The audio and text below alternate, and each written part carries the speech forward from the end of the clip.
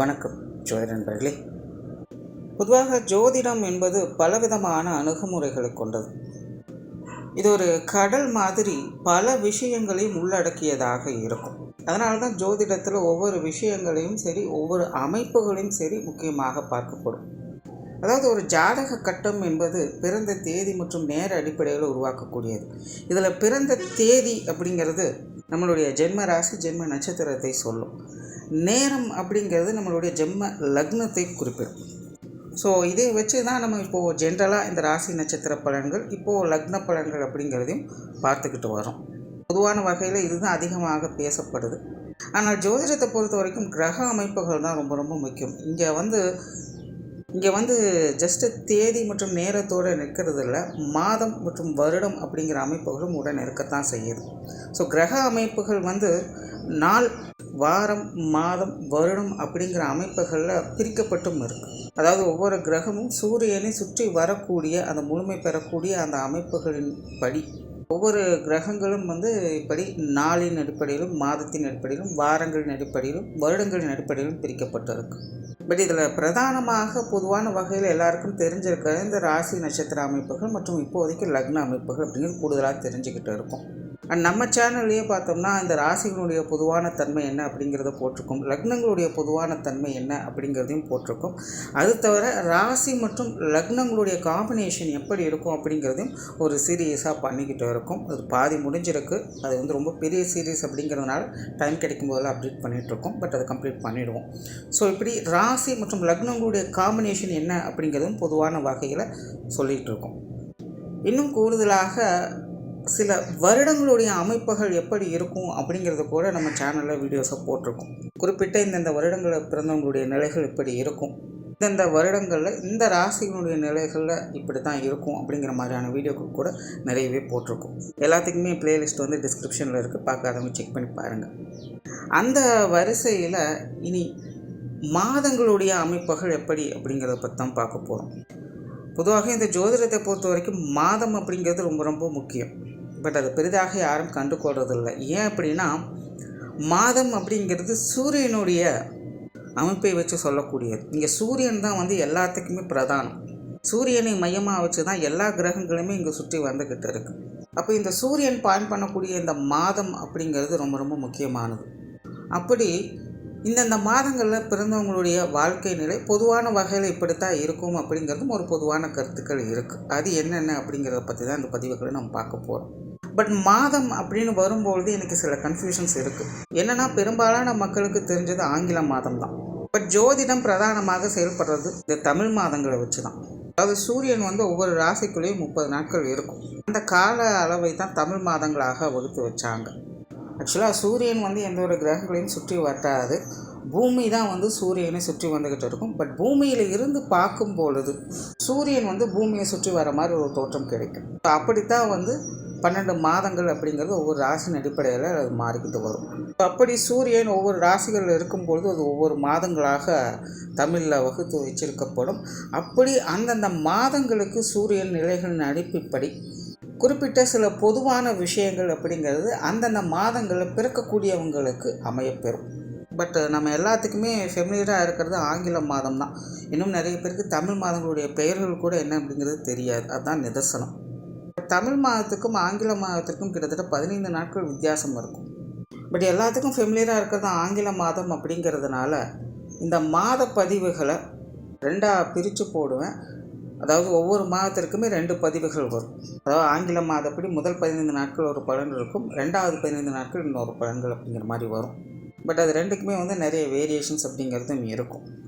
And எப்பவும் சொல்லக்கூடிய விஷயம்தான் இங்கே சொல்லக்கூடிய விஷயங்கள் எல்லாமே பொதுவான வகையில் அவங்களுடைய லைஃப்பில் க்ராஸ் பண்ணி வரக்கூடிய விஷயங்களாக அது இருக்கும். அவங்களுடைய லைஃப்பில் ஒரு முறையாவது இந்த மாதிரியான சமாச்சாரங்களை அவங்க அனுபவிக்க வேண்டியதாக இருக்கும். அப்படி ஒவ்வொரு மாதத்திற்கும் என்ன மாதிரியான பொது பலன்கள் இருக்குது அப்படிங்கிறத மேற்கொண்டு பார்க்கலாம்.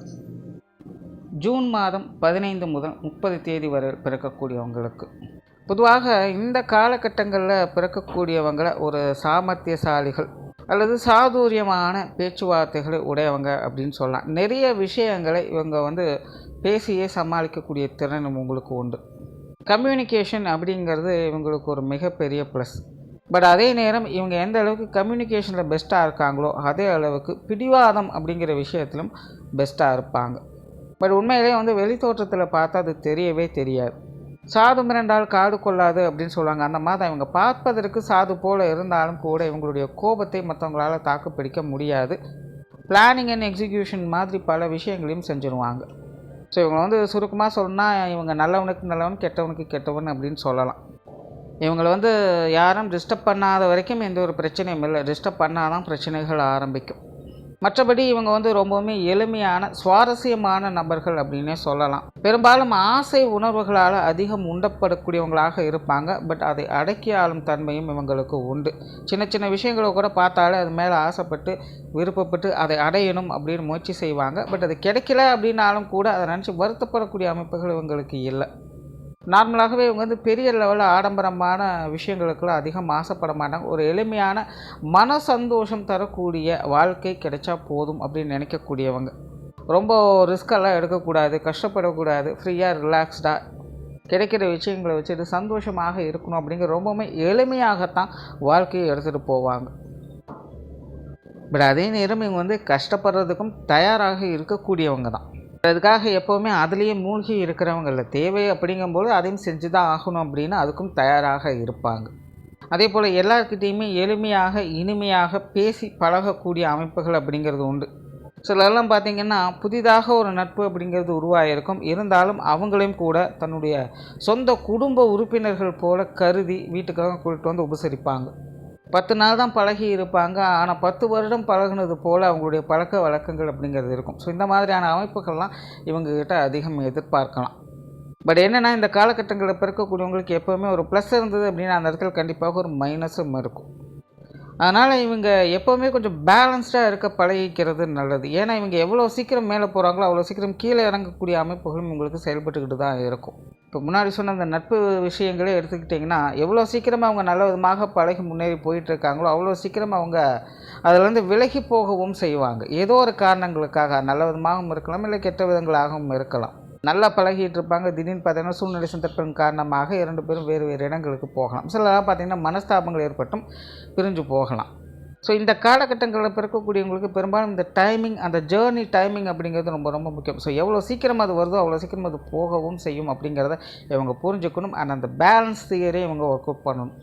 காரணம் இந்த காலகட்டங்களில் பிறக்கக்கூடியவங்களை இவங்க வந்து இப்படிப்பட்டவங்க அப்படின்னு தனிப்பட்ட முறையில் ஜட்ஜ் பண்ணவே முடியாது. இவங்க கூட இருக்கிறவங்க எப்படியோ அப்படி தான் இவங்களும். அதனால தான் ஆரம்பத்தில் சொன்ன நல்லவனுக்கு நல்லவன் கெட்டவனுக்கு கெட்டவன் அப்படின்னு. நீ என்ன செய்வியோ அதையே அப்படியே நான் உனக்கு திருப்பி ரிட்டர்ன் பண்ணிடுவேன் அப்படிங்கிறது தான் இவங்களுடைய யதார்த்த நிலையாக இருக்கும். அதை தவிர பெருசாக எந்த ஒரு நிலைக்கும் இவங்க போக மாட்டாங்க. இவங்க வாழ்க்கையில் நடக்கக்கூடிய பெரும்பாலான எல்லா நல்லது கெட்டதுக்கும் பார்த்திங்கன்னா யாரோ ஒருத்தர் காரணமாக இருப்பாங்க. சிலர்லாம் பார்த்திங்கன்னா தன்னுடைய தலை தானே மண்ணை போட்டுப்பாங்க. பட் இவங்களுக்கு வந்து என்றைக்குமே அந்த மாதிரி ஒரு நிலைமைகள்லாம் வர்றதே இல்லை. ஒரு நல்ல விஷயம் நடந்தாலும் அது மற்றவங்களால், அதாவது கூட இருக்கிறவங்களால் இருக்கலாம், அல்லது தெரிஞ்சவங்களாக இருக்கலாம். யாரோ ஒருத்தர் மூலமாக ஒரு நல்ல விஷயம் அப்படிங்கிறது நடைபெறும்.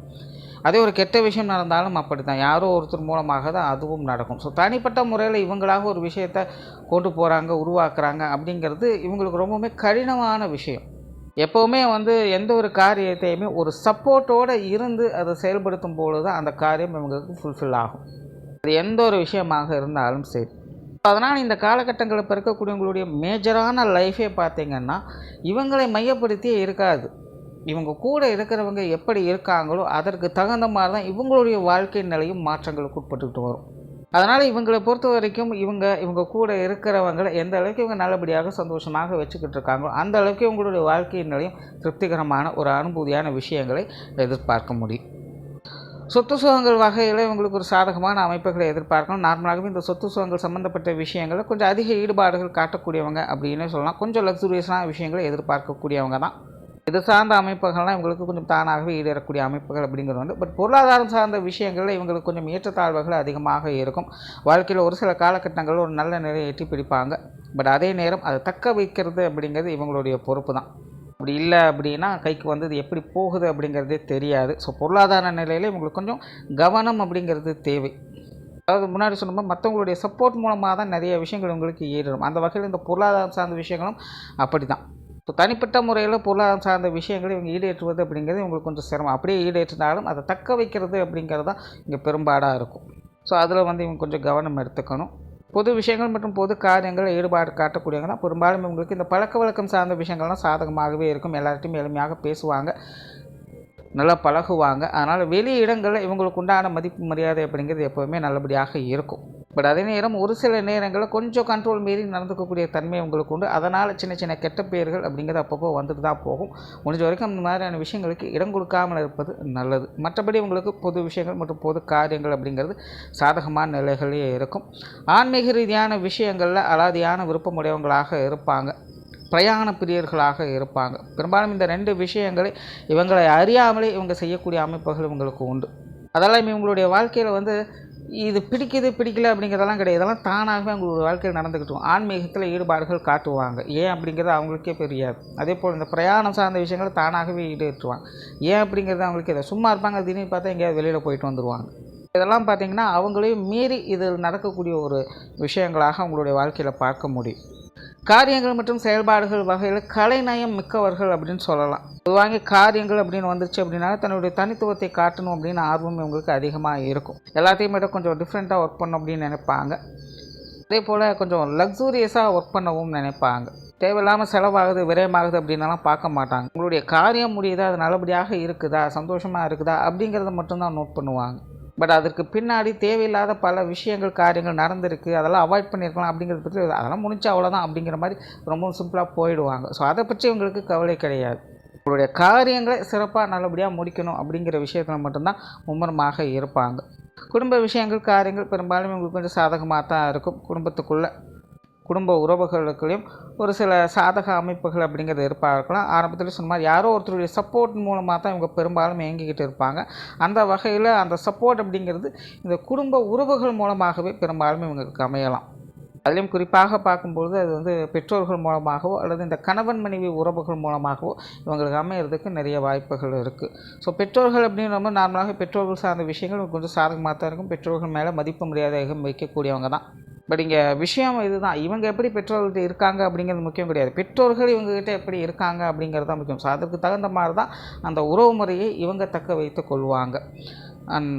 உடன்பிறப்புகள் சார்ந்த விஷயங்கள் இது வந்து கொஞ்சம் ஒரு கான்ட்ரவர்சியான நிலைகளில் இருக்கும். ஒரு காரசாரமான விஷயங்களோடு சில சாதகமான அமைப்புகளையும் பார்த்து வருவாங்க. அதாவது உறவுமுறைகளில் அப்பப்போ சின்ன சின்ன விரிசல்களும் வேண்டா விவாதங்கள் போன்ற விஷயங்களையும் அதிகம் எதிர்பார்க்கலாம். பட் இருந்தாலும் அவ்வளோ சீக்கிரம் விட்டு கொடுக்க மாட்டாங்க. ஒருத்தர் கொஞ்சம் அனுசரித்து போகக்கூடிய தன்மையும் இருக்கும். கொஞ்சம் பட்டுப்படாமலும் இருப்பாங்க. பட் இருந்தாலும் அனுசரித்து போகவும் செய்வாங்க. ஸோ நார்மலாகவே இந்த உடன்பிறப்புகள் சம்மந்தப்பட்ட விஷயங்கள் எல்லாம் பார்த்தீங்கன்னா எப்போவுமே வந்து ஒரு கலவையான நிலைகளில் தான் வேலை செஞ்சுக்கிட்டு இருக்கும். கணவன் மனைவி உறவுகள் திருமண வாழ்க்கையை பொறுத்த வரைக்கும் ஒரு சாதகமான நிலைகள் தான். குறிப்பாக குடும்ப வாழ்க்கைக்கு ஒரு சப்போர்ட் பண்ணக்கூடிய அமைப்புகள் அப்படிங்கிறது இவங்களுக்கு உண்டு. பெரும்பாலுமே இவங்களுக்கு வந்து திருமணத்திற்கு முன்பு ஒரு குடும்ப வாழ்க்கை, திருமணத்துக்கு பிறகு ஒரு குடும்ப வாழ்க்கை அப்படிங்கிறது அமையும். திருமணத்திற்கு பின்பு தான் பார்த்திங்கன்னா நிறைய விஷயங்களை இவங்க புரிஞ்சுக்கவும் செய்வாங்க.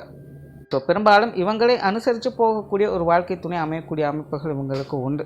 குழந்தைகள் சம்மந்தப்பட்ட விஷயங்கள் இது வந்து ஒரு கலவையான நிலைகள் இருக்கும். அதாவது பொதுவாகவே இந்த காலகட்டங்களில் பிறக்கக்கூடியவங்க குழந்தைகளுக்காக விழுந்து செயல்படக்கூடியவங்க. மற்றவங்களுக்காக செய்கிறாங்களோ தன்னோட குழந்தைகளுக்காக நிறைய விஷயங்கள் இவங்க செஞ்சு கொடுக்க எப்போவுமே தயாராக இருப்பாங்க. ஆனால் குழந்தைகளுடைய நிலை அல்லது குழந்தைகளோட உறவுமுறை அப்படின்னு வரும்பொழுது நிறைய விஷயங்களை கொஞ்சம் ஸ்ட்ரகிள் ஆகக்கூடிய தன்மைகளையும் இவங்க பார்த்து வருவாங்க.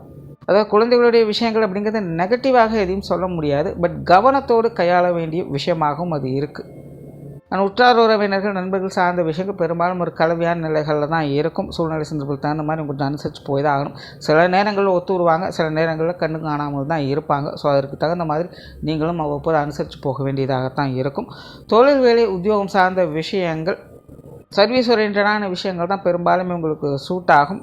மறுபடியும் சொல்கிறது அதுதான், தொழில் வேலை உத்தியோக ரீதியான விஷயங்கள் சாதகமான நிலைகள் இருந்தாலும் கூட இந்த பொருளாதாரம் சார்ந்த விஷயங்களை இவங்க கொஞ்சம் எப்போவுமே கண்ணும் கருத்தாக இருக்கணும்.